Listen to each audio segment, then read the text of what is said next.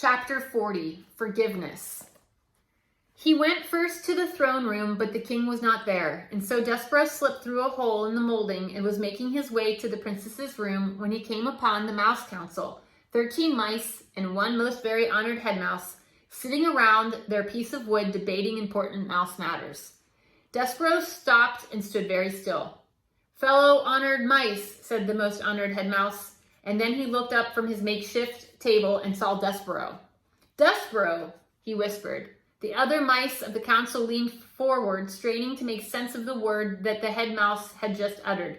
"Pardon?" one said. "Excuse me," said another. "I didn't hear right," said a third. "I thought you said Despereaux." The head mouse gathered himself. He tried speaking again. "Fellow members," he said, "a ghost, a ghost." And he raised a shaking paw and pointed it at Despereaux. The other mice turned and looked. And there was Despereaux Tilling, covered in flour, looking back at them, the telltale red thread still around his neck like a thin trail of blood. "Despereaux," said Lester, "son, you have come back." Despereaux looked at his father and saw an old mouse whose fur was shot through with gray. How could that be? Despereaux had been gone only a few days, but his father seemed to have aged many years in his absence.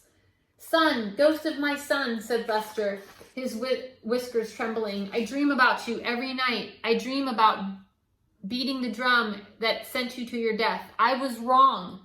I was very wrong." "No," called the most honored, very most honored head mouse. "No." "I've destroyed it," said Lester. "I've destroyed the drum. Will you forgive me?" He clasped his paws together and looked at his son. "No," shouted the head mouse again. "No, do not ask the ghost to forgive you, Lester. You did as you should. You did what was best for the mouse community." Lester ignored the head mouse. "Son," he said, "please." Despereaux looked at his father, at his gray-streaked fur and trembling whiskers, and his front paws clasped together in front of his heart, and felt suddenly as if his own heart would break in two. His father looked so small, so sad. "Forgive me," said Lester again. Forgiveness, reader, is, I think, something very much like hope and love. A powerful, wonderful thing. And a ridiculous thing, too. Isn't it ridiculous, after all, to think that a son could forgive his father for beating the drum that sent him to his death? Isn't it ridiculous to think that a mouse could even forgive anybody? But still, here are the words Despereaux Tilling spoke to his father. He said, "I forgive you, Pa." And he said those words because he sensed that it was the only way to save his own heart, to stop it from breaking in two. Despereaux, reader, spoke those words to save himself. And then he turned from his father and spoke to the whole mouse council. "You were wrong," he said, "all of you. You asked me to renounce my sins. I ask you to renounce yours. You wronged me. Repent." "Never," said the head mouse. Despereaux stood before the mouse council, and he realized that he was a different mouse than he had been the last time he faced them. He had been to the dungeon and back up out of it. He knew things that they would never know. What they thought of him, he realized, did not matter at all. And so, without saying another word, Despereaux turned and left the room. After he was gone, the head mouse slapped his trembling paw on the table. "Mice of the council," he said, "we have been paid a visit by a ghost who has told us to repent. We will now take a vote. All in favor of saying that this visit did not occur, say aye."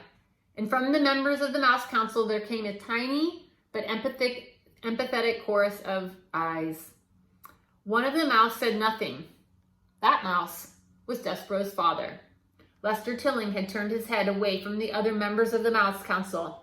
He was trying to hide his tears. He was crying, reader, because he had been forgiven. Why did the mice council think that Despereaux was a ghost? What are some of the clues that we had that the author gave us? One is that they thought that he died in the dungeon, and there's no way that he could have survived being in the dungeon. But the other is that he was covered in the flour, and so because he looked white, the mice thought that he was a ghost. A good reader is always thinking about the clues that an author places in the words of the book, and that helps you better understand why characters are thinking certain things. What do you think's going to happen next? Is Despereaux going to go find the king? Are they going to rescue the princess? Let's find out.